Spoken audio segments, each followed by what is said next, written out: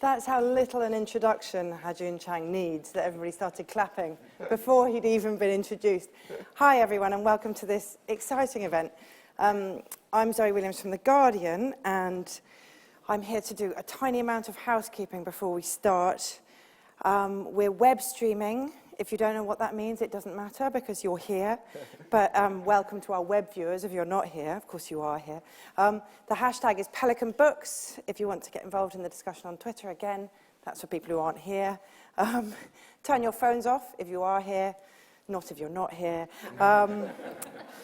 As you may have read recently, I'm sure you have, there's been a huge buzz surrounding the relaunch of the Pelican imprint.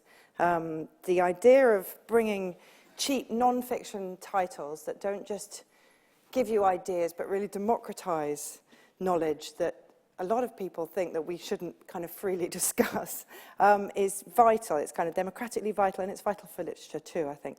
And to mark the second event, we're delighted to have the heterodox economist here. As you all know, Ha-Joon Chang is one of the world's leading economists and was voted one of the most important thinkers of 2013 by Prospect.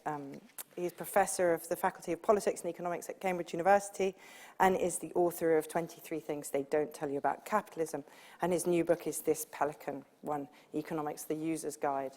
I love 23 Things, and I love this book because they make you feel so clever for reading them. Of course, there's some voice in the back of your head saying, you're not clever, he's clever. But that doesn't dent my enjoyment, and I'm sure it won't dent yours. So anyway, without further ado, welcome to Ha-Joon.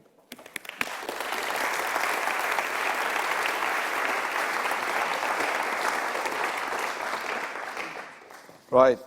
Thank you, Zoe, for that very generous introduction. You know, Pelicans are very special for me because when I was a university student in the early 80s in South Korea, which then was quite a poor country, Pelican books were the only imported books that one could possibly buy. We pirate copied everything else. Actually, we pirate copied even most Pelicans because, you know, that most students are too poor. Luckily, my parents were quite well off, and they were willing to buy me books. So I did own a few, not more than a few, Pelicans, and yeah, they were great. You know, I mean, I read Galbraith through Pelican, and I mean, they were really kind of a valuable source of knowledge, and I'm really glad that Penguins decided to bring it back. And yeah, I mean, very honored to be the very first book in this series. But then, you know, some of you might know this, but the very first book in the All Pelican series is also a kind of economics book by George Bernard Shaw, The Intelligent Woman's Guide to Socialism, Capitalism, Fascism, and Sovietism, or some such title. Well, one thing I can tell you, I mean, I'm not sure whether my book's better than his, but it's easier. That I can tell you. Anyway, so there you are. I mean, the volume is there. And in this book,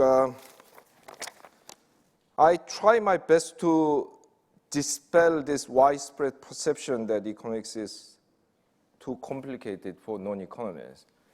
And actually, it's very strange because people have very strong opinions about everything.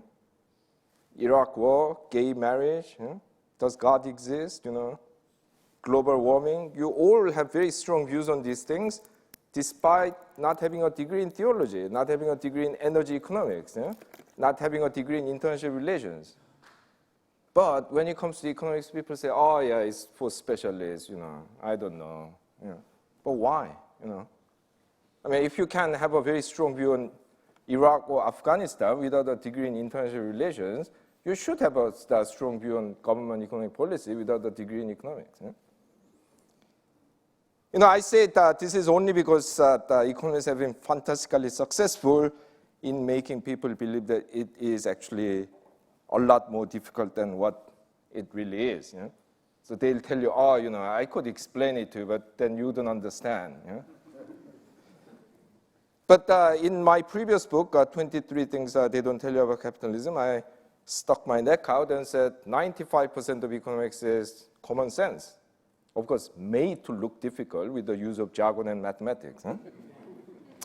And even the remaining 5% can be understood, at least in its essence, if not in all technical details, if someone bothers to explain it to you in an accessible way, which is what I try to do in this book. Now, being accessible doesn't mean that I'm trying to give you some kind of baby version of economics. I mean, idiot's guide to economics kind of, I mean, this is what you need to know, 10 points to remember, 6 points to, be careful about. It's not like that. I mean, in this book, I take my readers very seriously and talk about all the fundamental issues in economics. What is economics? The ethical foundations of economics.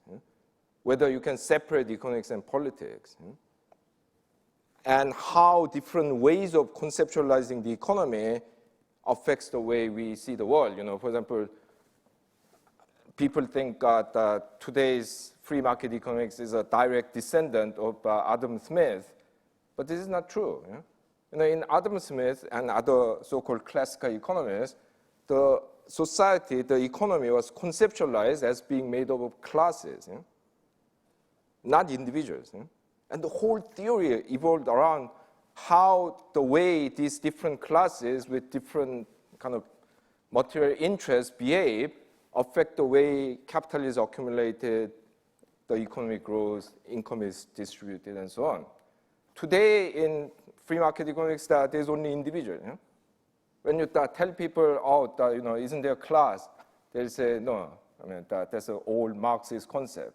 But if that's the case, why do the marketing companies have all these class categories when they do marketing campaign strategy?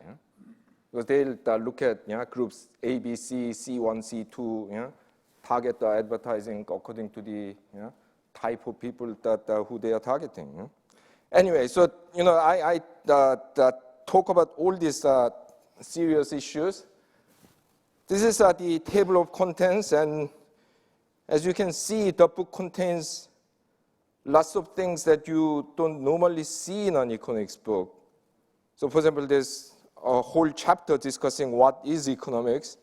There's a very large chapter on the history of capitalism, and chapter discussing different schools of economics. And it also discusses some topics that are largely ignored in economic discussions today, like production, which I talk about in chapter 7, and work, which I talk about in chapter 10. Yeah, the title of chapter 10 is a quote from Bertie Wooster in Jeeves and Wooster.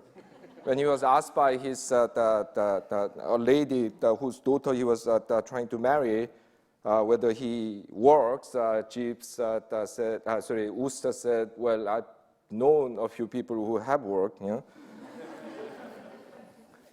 Yes, so it has all these things that you don't normally see in the other books. It also tries to introduce the reader to lots of what I call real-life numbers. There's this perception that economics is a number subject.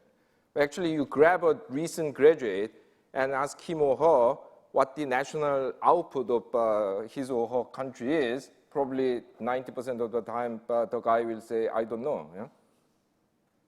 They wouldn't know how big the world economy is. They wouldn't know how long people work in, I don't know, Germany or Greece. Let me tell you how important it is to know these real-life numbers. In the recent Eurozone crisis, a lot of people, especially the Germans, criticize the Greeks for being lazy. If you look at the working hours, Greeks work longer than 30% longer than the Germans. So who's the lazy one? It's a matter of productivity. Greeks are unproductive. They are not lazy. No, and then you get to ask a whole load of questions, because individual productivity is not simply determined by how clever or how skillful you are. It has to do with infrastructure, institutions. I mean, the social trust and all manner of things, and these are things that individuals cannot control. It's a collective responsibility, and if it's anyone's responsibility, the responsibility of the Greek elite, yeah, not Greek people. Yeah? But then the whole discourse was, oh, Greek people are lazy. You know? So you need to know these numbers. Of course, in this internet age, you don't need to know any of these numbers because you can always look them up. Yeah? But you need to have some feel about these numbers, you know, to know what to look for. You know? Now, while emphasizing the importance of numbers, I emphasize how numbers in economics need to be taken with a pinch of salt and sometimes with a bag of salt. You know, the German writer and scientist Johann Wolfgang von Goethe once famously said that everything factual is already a theory. You know, numbers don't fall from the sky. So, for example, when you say the unemployment is at 7%, what do you actually mean by unemployment? In the official statistical definition of unemployment, being unemployed means that you haven't worked for more than 1 hour per week. So actually the other side of it is that if you have worked for 1 hour, you are considered employed. A lot of people will say that's rubbish. You know, you could go to your neighbors and do lawn mowing for a couple of hours. Doesn't mean that you're employed. In order to be counted as unemployed, you have to have willingness to work. No, because some people don't want to work. If you're in full-time education, for example, you probably don't want to work. And how do you prove that you are willing to work? You should have applied for a job in the last 4 weeks. So if you apply for your last job 5 weeks ago, you are counted as not willing to work, even when you are. And a lot of people in this environment has stopped applying for jobs because they have applied 200, 300 times and got rejected, and they are discouraged. Now, I'm not saying that the 4 weeks is worse than 3 weeks or 5 weeks, but you have to know that these are all particular definitions. They all have a theory behind it. Now, many economists will tell you that economics is a science in which there's only one right theory. But in this book, I devote one long chapter to explain that there are at least 9 different major schools of economics, and indeed several more if you count minor schools or split the major ones into sub-schools, each with its own unique strengths and weaknesses. And for free market economics alone, you have 3 different kinds: classical economics, neoclassical economics, Austrian economics. So actually, there isn't one right theory. And my contention in the book is that we need all these diverse approaches to economics in order to fully understand our economy, because they all make certain assumptions. They all have different underlying political and ethical values. They have all sorts of different theories about how the economy grows and so on. And to make this point in the book, I give you the Singapore problem, or what I call life is stranger than fiction. If you read only the financial newspapers like the Wall Street Journal or the Economist magazine, you'll be only told that Singapore succeeded because of its free trade policy and its welcoming attitude towards foreign investors. This is partly true. I mean, they did have those things, but you will never be told that the Singapore government owns nearly 90% of all the land. 85% of housing is provided by government-owned housing corporation, and a staggering 22% of GDP is produced by state-owned enterprises, when the international average in that respect is only about 9%. So in talking about Singapore, I always tell my students, look, give me one economic theory. It doesn't matter what it is, neoclassical, Marxist, Austrian, Schumpeterian. Give me one economic theory that can explain Singapore. Well, there isn't. So you need to know these different theories to fully understand how a country like Singapore could succeed. So in the book, I argue that we have to let 100 flowers bloom, let different economic theories develop in their own ways and enrich our understanding. But even going one step further, I argue that we shouldn't let just 100 flowers bloom, but let them cross-fertilize. Actually, there are a lot of grounds on which this cross-fertilization can happen, because many theories, despite being politically at the opposite ends of the spectrum, share a lot of common understanding. The Marxists and the Austrians, for example, they may have completely opposite political views, but in terms of understanding how competition works, that they are much more similar to each other than to the neoclassical school. Austrians and Keynesians have locked horns since the 1930s, but actually they share this view that the world is a fundamentally uncertain place, and this rationality assumption of standard neoclassical economics doesn't work, and so on. So, I'm calling for this active cross-fertilization. So in this regard, my advice is that you should not be a man or a woman with a hammer by learning only one kind of economic theory, because whatever that theory is, once you believe that one theory is true, like the man with a hammer, you will start to see everything as a nail and bang everything. Yeah, it might work if it's a nail, if you're lucky, but if it's an egg, it will be a disaster. So I say that you should get a Swiss knife. You should have a range of theories, and of course you need some common sense to judge what tool to apply where, but never be a man with a hammer. As I said earlier, my book deals with a number of topics that are not usually discussed in economics books these days. I cited production and work. Let me just talk about one of them because we don't have a lot of time. Most people of working age spend at least half of their waking hours in work outside the weekend, and a definite majority of those hours if you include the commuting hours.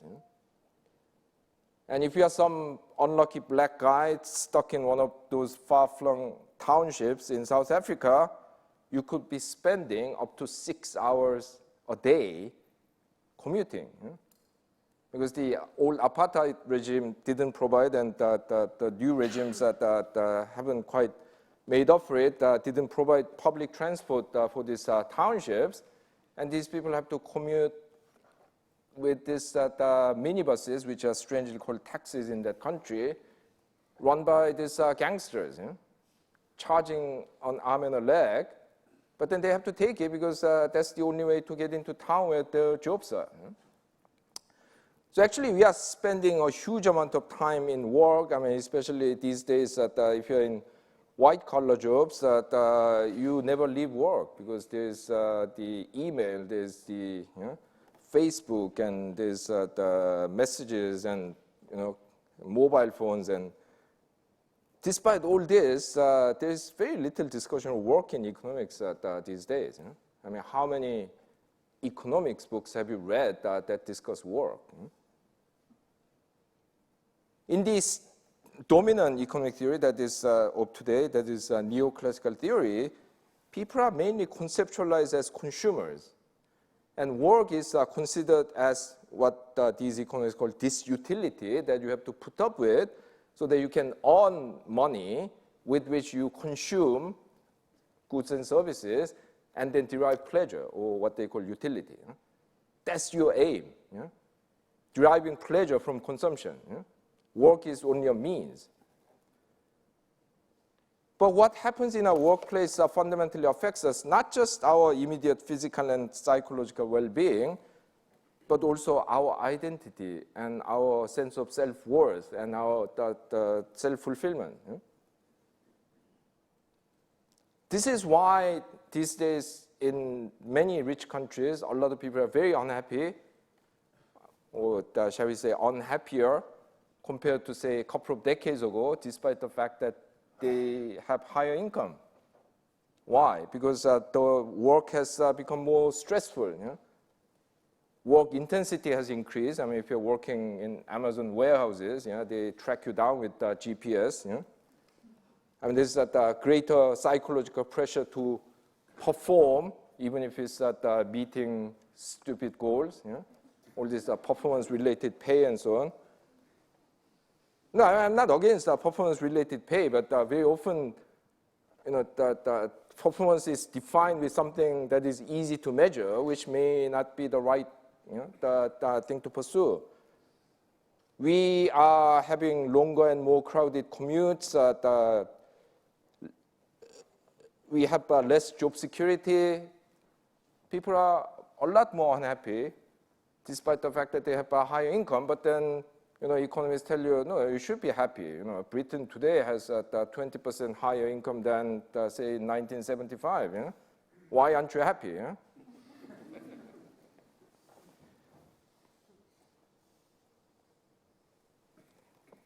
Okay. How much time do I have? Probably like 5 minutes. So okay, I'll skip the next one. I have a story here, but I cannot talk about it. You know, my book is not just an explanation of economic theories and facts. It's also a discussion about the role of economics in public life.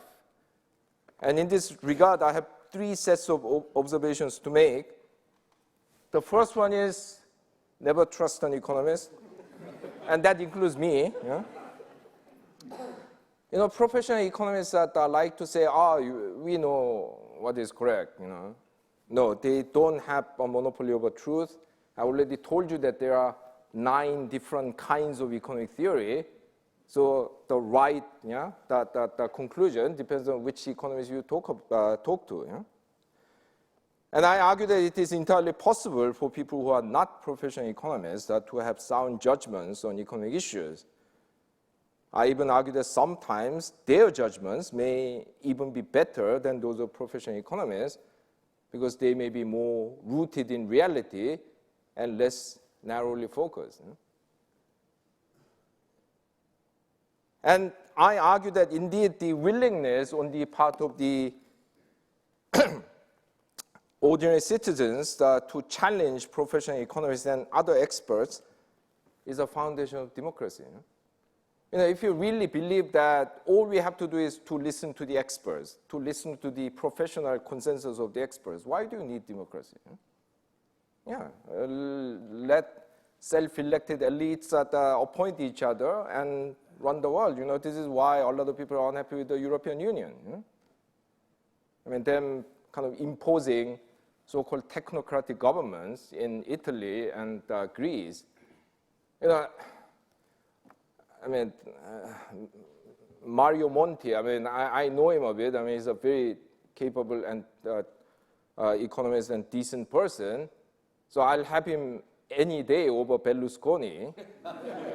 But, you know, he wasn't properly elected. You know? It's a counter to democracy to just parachute him into the Italian government.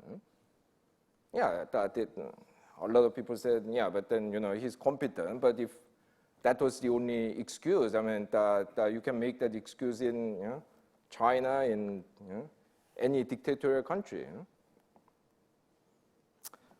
The second point is the Latin phrase that is apparently written on the walls of the city hall of Gouda, the city in the Netherlands, which is famous for the cheese. And it says that, I'm not even going to pretend to speak Latin, so it basically says, listen even to the other side. And I argue that this is the attitude you have to have in debating on economic issues. I'm not suggesting that you should have no opinion of your own.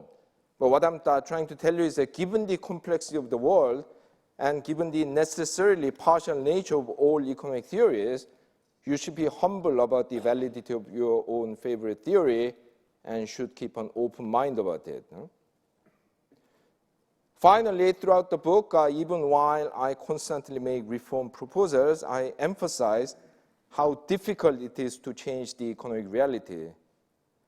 Well, sometimes the reason is obvious. I mean, people who benefit from the status quo want to thwart change by any means, lobbying, bribery, media propaganda, and even violence.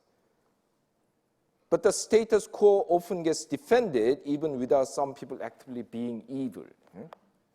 Because the thing about the market system is that the rule is $1, one vote. So this means that the ability of those with less money to refuse undesirable options given to them is highly constrained. So for many poor workers, especially in developing countries, the choice is often working in factories with inhumane conditions or starving to death. So, I mean, in that sense, these people accept those outcomes, but then that doesn't mean that that's necessarily desirable. But still, it means that the status quo gets defended.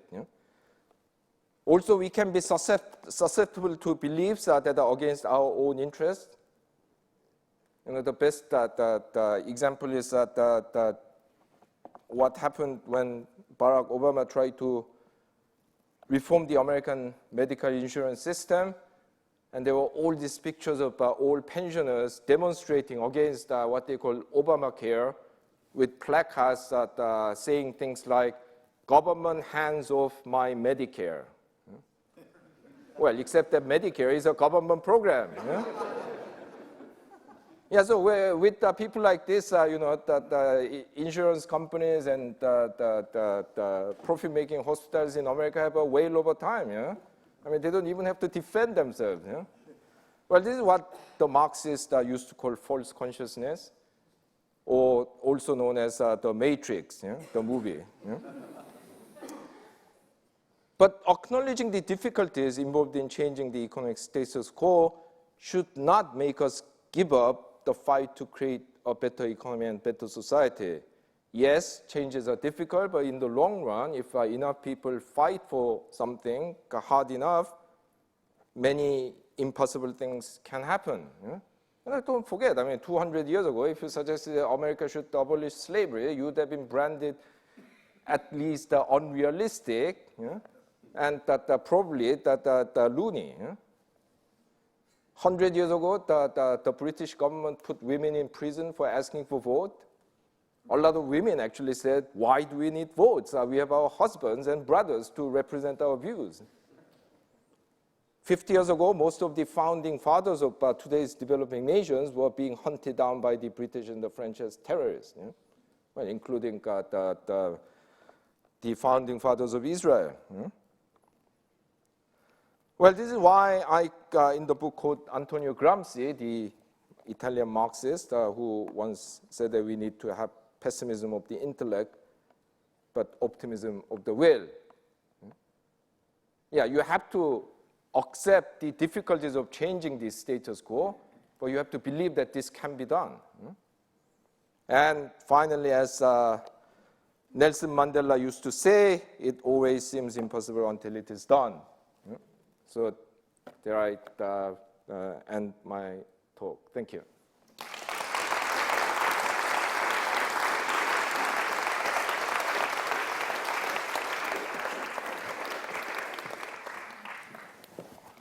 So thank you very much.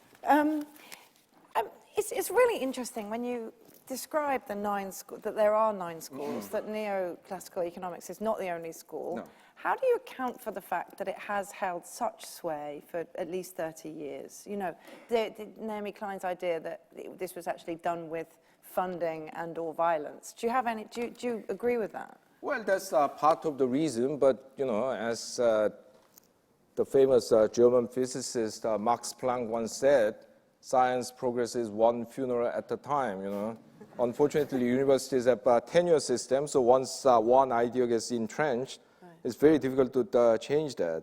And of course, once a particular view takes hold, and then they begin to define, the practitioner of that view begin to define what is good economics, what is high quality research in their own terms. Yeah. So yes, I mean, if you don't do as they do, they'll say this is low quality research. Yeah, and there's all this process to prove that this is low quality, like research assessment exercise, research excellence framework, which are controlled by particular types of people. So it becomes a self-fulfilling prophecy. Yeah. It seems very interesting that actually the view was so consistent across so many countries for such a long time.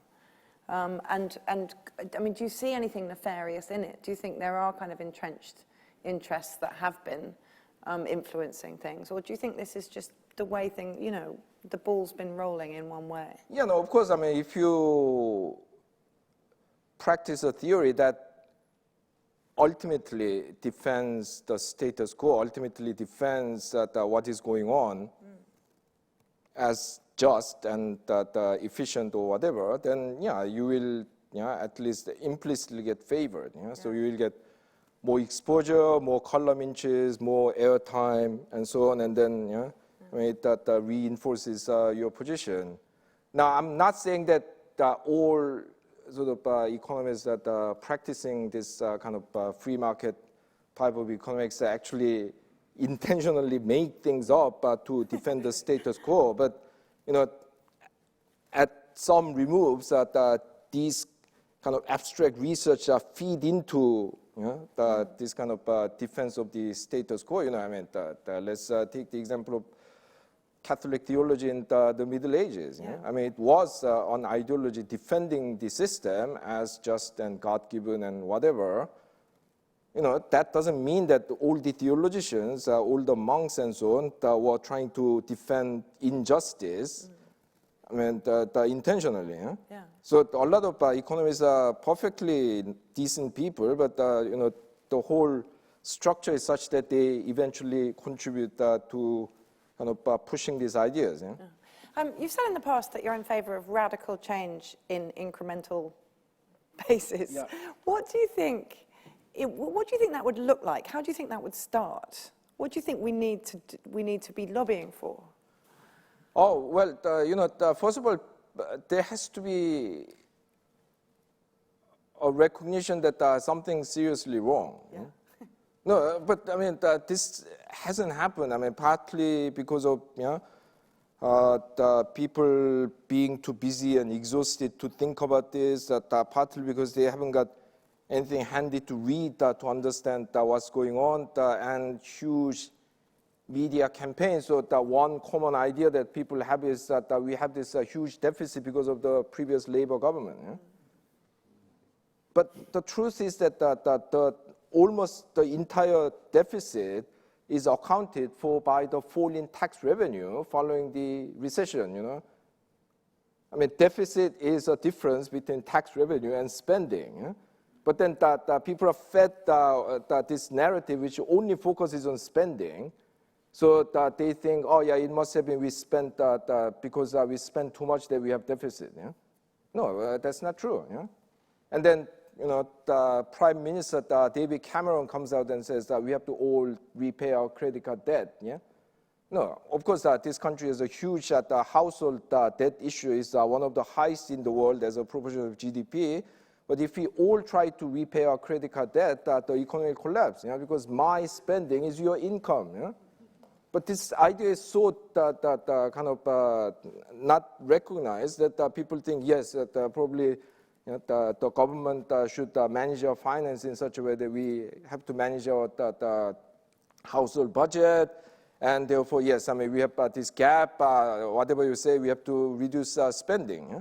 So unless you change people's understanding of these things, people are not going to ask for the right kind of change. Yeah? Because people don't understand this, or people have been misled to misunderstand this, they begin to blame immigrants like me, Yeah, I'm an immigrant, I mean, do you think, in a way, I always think that the reason nobody wants to talk about production and nobody wants to talk about work because they don't want to talk about production is because we don't really know, if we are going to talk about production, what we produce. We don't really, there's a kind of, there's a kind of fear that the great Victorian days of discovery and production are over. Yeah. Well, I mean, one has to define production in a more broad way. I mean, we are not just talking about material things. I mean, services and ideas, they also get produced. Also, this view that, I mean, somehow these things are things that are not concerns of the economists. I mean, it's what the engineers and managers and scientists that do is seriously wrong, because when you think about it, we live in a world like what we are living in only because of the changes in the domain of production, the Industrial Revolution. It's not because we become more efficient in doing deals. It's because we have become more efficient in making things that we live in a world like this. And totally ignoring this, I think, is a serious shortcoming of today's dominant school of economics. And, I mean, to give you a concrete example, I mean, in the 1980s, there's a big debate in the United States on how the US was falling behind Japan and other East Asian countries in the electronics industry and so on. But the free market economists came out and said, it doesn't really matter whether we produce microchips or potato chips as far as we make enough money. But this is not that true, because in the short run, it might be true. In the long run, what you produce fundamentally define your relative position in the world economy and your long-term standard of living and so on. And you cannot just ignore them. But the theory itself is focused on exchange rather than production. And it tends to see the economy in a homogeneous way. So you have I mean, a lot of models which have only one sector. I mean, even for an abstraction is rather problematic. So you create this very distorted view of the economy. To give you another concrete example, Herbert Simon, who was the founder of the so-called behavioralist school in economics, and who was the winner of economics Nobel Prize in 1978, and who was one of the founding fathers of actually the study of artificial intelligence. He once did some back of the envelope calculation and showed that something like 80% of all economic activities in the United States are done within organizations, mainly firms, but also governments and so on. Market accounts for only about 20%. Of course, that being 20% doesn't mean that it's unimportant, but a lot of most economic activities actually happen outside the market, and then the dominant school of economics looks at only the market. I'm going to go to the floor for questions. Who would like to ask a question? I knew that would happen. Okay, I'll take them in threes. So that one at the back with the glasses, and here with also with glasses. Hi, name's Bruce Davis. I'm an anthropologist. I study money. I guess my question is about, do economists need to get out more? Has it become too academic a discipline and therefore able to argue itself that whatever you say is a fact doesn't fit my theory? And along those lines, what's the next pin factory that you need to go and visit to get some new ideas? Good. And have you got a microphone? No. This one. Oh yeah. The French writer Piketty has just written, I think, it's Economics in the 21st Century, seems to be saying something similar to you. How far do you agree or disagree with him? Right. And have you got your mic? Thank you very much for interesting. I'm a professional economist, but having worked in business, and I still feel that the way economics is taught in university is too technique-driven and not enough understanding of economic history, and especially in the financial markets, the turnover is so quick. People have forgotten about the economic fluctuations. Yeah, thank you. Right. Well, three wonderful questions. First one, yes. I mean that one of the first things that was ever written in economics was about this pin factory. You know, the very first chapter of Adam Smith's the magnum opus, The Wealth of Nations, is not about money, not about banking, not about international trade. It was about the factory, because he realized that this is where the kind of source of change was. The one that he was beginning to feel. I mean, that was the time when the Industrial Revolution was being born, and that he went to this pin factory, realized that how different ways of organizing production can enormously change productivity. He observed that if one person tries to make a pin, he can make maybe one pin, maybe 20 pins a day. But that if you divide up this process into 10 or 12 and make people specialize, they can produce 4,800 pins.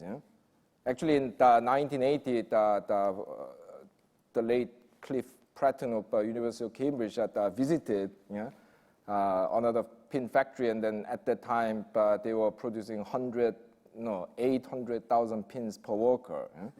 So this is what has changed the world, not people doing clever deals.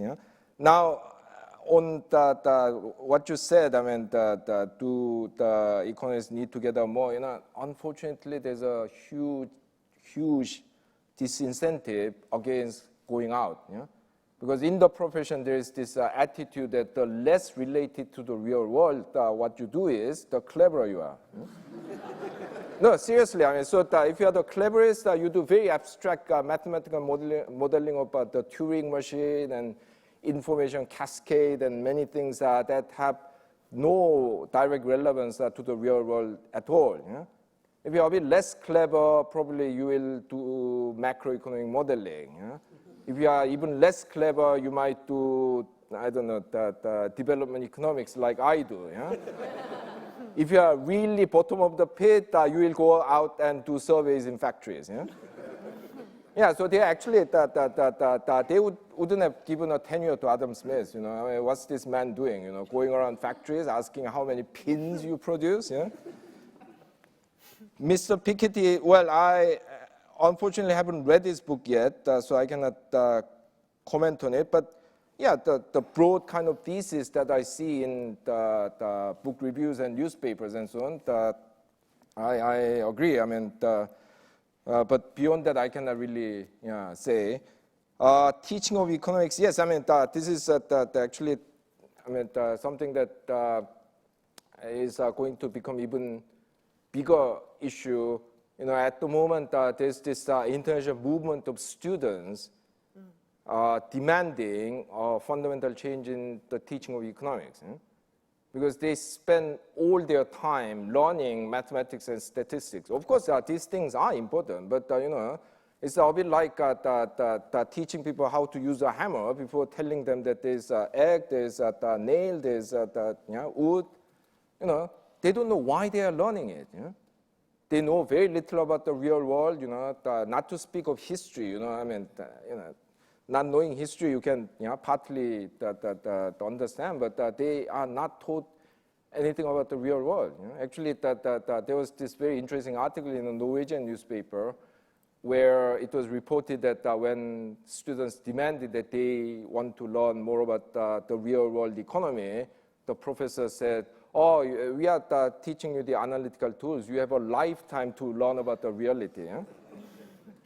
Yeah, so with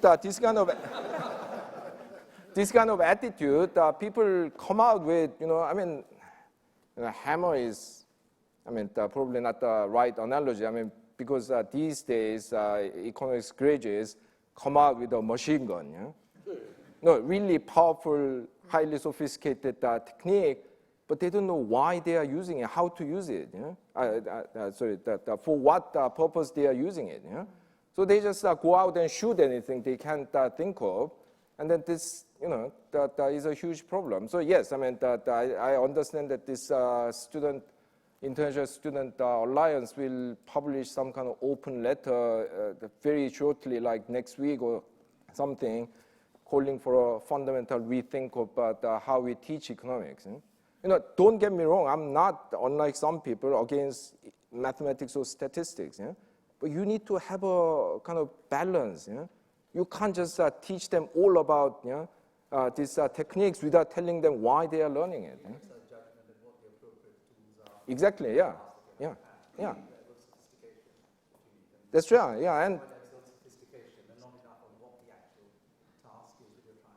exactly, no, I've met a lot of employers from the real world, government, service, the private sector, and so on, complaining that the universities are now producing these idiot savants. Yeah?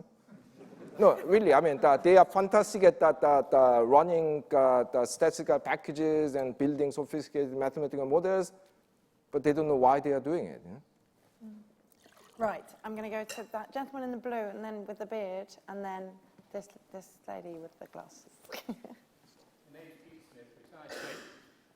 The name's Peter Smith, retired trade union official, and I'd like to take up your challenge to challenge the economists, and in particular, why in your talk you didn't talk about the overall impact of differentials, income differentials within society as part of the economic mandate.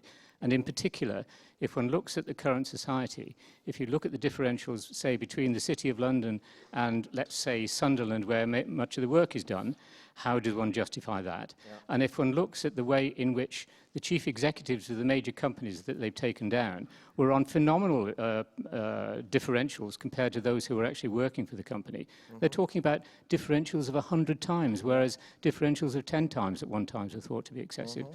How does that affect the way in which our society is working, and in particular the failures that you see in companies like Royal Bank of Scotland, where the chief executive is on that sort of bonus? Sure. Thank you. And you, yeah. I was behind you, sorry. Toby Chambers, master's student at Goldsmiths. You mentioned Mario Monti and these technocrats, but bringing it closer to home, what about democratically electing the governors of the Bank of England? It's a thought. Mm-hmm. And down here. Thanks. I was just, to introduce myself, I'm Harriet. I'm studying a master's in political science at UCL. And I was just thinking about the examples that you used from history. I was just wondering if thinking about change in the present, is there anything that you think that we should be aware of that's changed in terms of the challenges in terms of things like concentrations of power and wealth that have perhaps increased and different from what those people faced in the context in the past? Right, on the first one, yes, I didn't mention those things, but believe me, I mean, it's one of the few modern economics books that explicitly talk about trade unions, chapter 5, part of chapter 5. And yeah, there's a whole chapter devoted to the question of inequality. So I just didn't have time to talk about everything, and a lot of people have talked about inequality, so I wanted to highlight things like work and so on that even those people do not normally talk about. But yes, I mean, this income inequality is totally unjustified. I mean, let me just give you one example, which is actually in my previous book, not in this book. You know, in the United States, the typical CEO gets paid up to 20 times more than what their counterparts are paid in other rich countries. More than twice that of CEOs in Germany, nearly 20 times more than that of Japanese CEOs.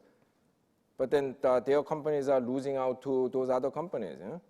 So if someone tells me that American CEOs are so productive that they need to get paid 10 times more than even other European CEOs, then I laugh, No, a lot of this is just rubbish. I mean, of course, dressed up in science. So this is why you need to challenge these people all the time.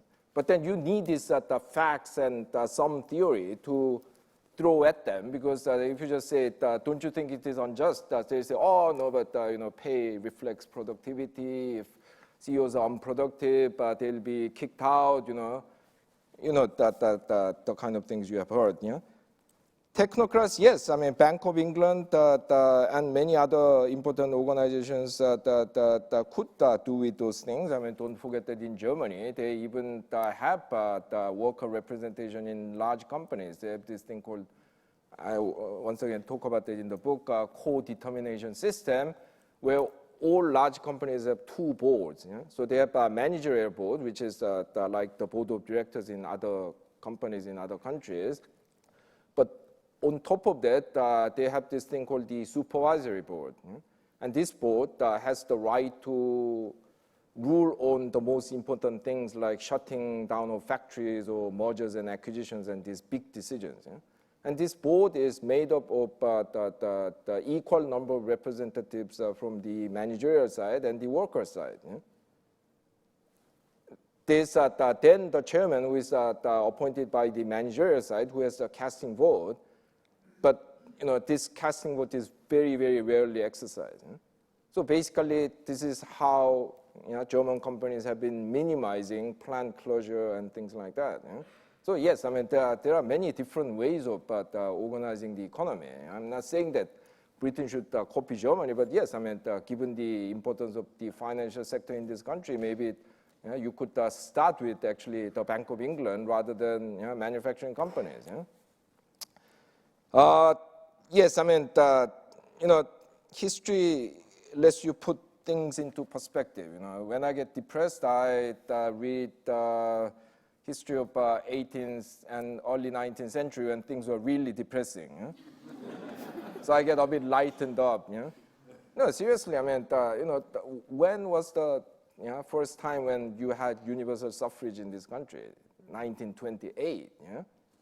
So, compared to those days, we are living in a much more kind of benign world in terms of the ordinary people being able to influence what's going on. Which is not to say that it's enough, because that, especially in the last 2-3 decades, I mean, less so in this country, but in countries like the United States, basically the moneyed class have bought politics. I mean, in one of the chapters, I have this quote from the American political commentator called, hang on, let me get his name straight. Yeah, Jim Hightower, who said that the corporation don't have to lobby the government anymore. They are the government. So, I mean, that income inequalities are not bad simply because it gives unjust kind of distribution of income. It also fundamentally undermines democracy. When some people can actually buy the government, what's the point of having democracy? So we have to fight this. Danny, and then the corduroy, and then you in the 9th row, whatever that is.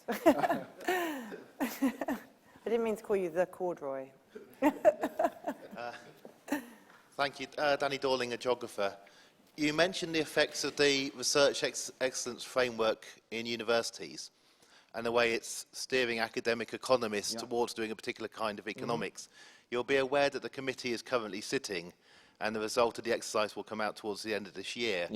Should we use the results as a way to pinpoint those departments which are the largest part of the problem? Because the higher they rank in the exercise, obviously, the more of an issue it is. And departments which are less of a problem will be the ones that rank lower when the final outcome of the exercise in economics comes out. Okay.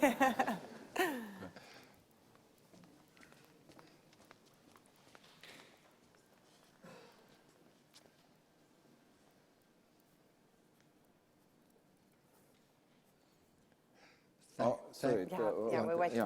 Thank you for a stimulating talk. Could you go back and say a little bit more about debt and public debt? It's a big political issue.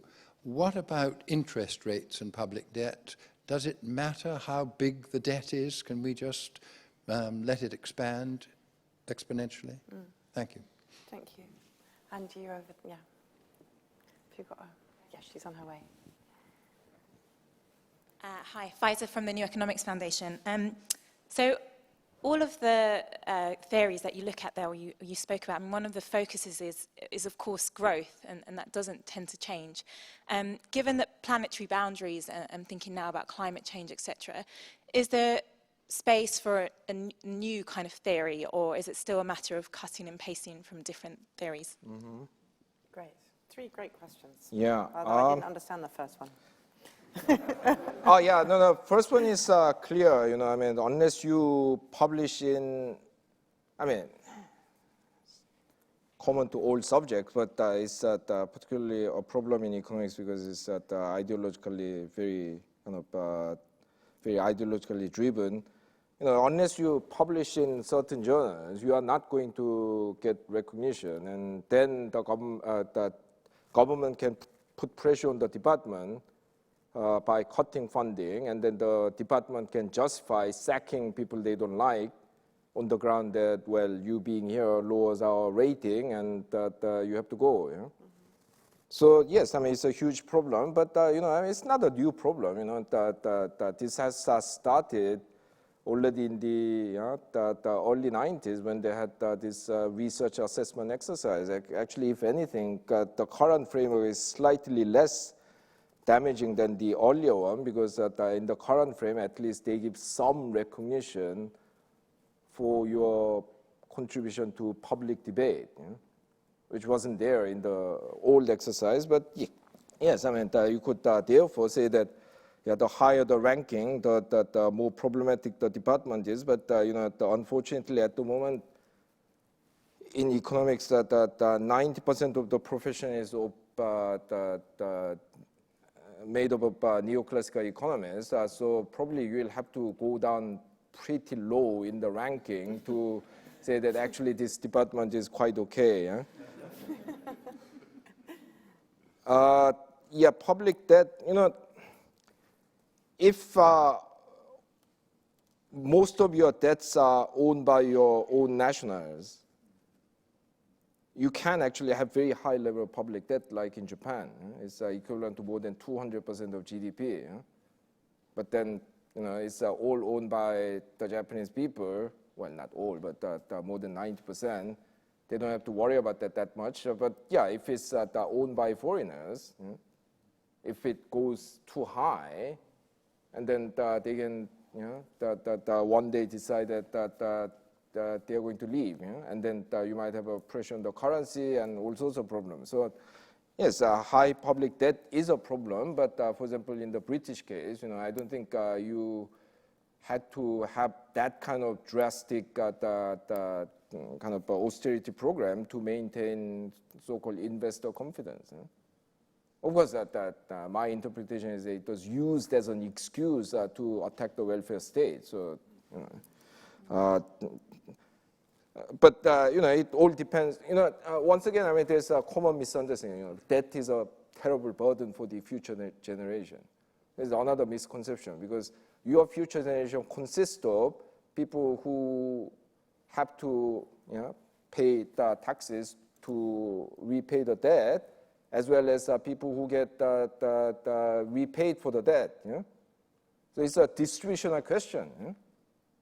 You are not burdening the future generation because there'll be winners as well as losers from this debt in the future.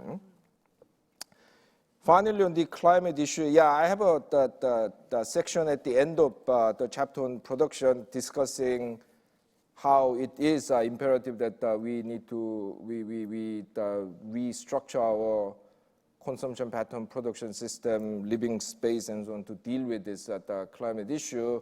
But I very much emphasize that the economic development in the sense of developing the ability to create new technologies and so on should be part of the solution rather than a problem.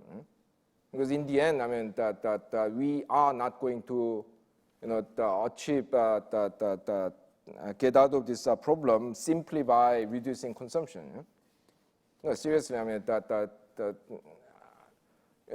what was the whole point of going through the Industrial Revolution? To live like this? Yeah, so yes, I mean, in theory, the easiest way to solve the climate change problem will be that we all commit collective suicide. Yeah? No, I don't agree with that view. We have to solve this problem. I mean, a lot has to change. Yeah? Don't get me wrong. Yeah? I'm not denying the problem, but technology has to be part of the solution rather than a problem. And in order to develop these technologies, you need to keep investing in your economy. Yeah? Right, we're going to have to close. It's as though everybody's been conspiring to make us finish on time, because otherwise we simply wouldn't. True. Thanks so much. Thank you. And please join me in thanking Ha-Joon.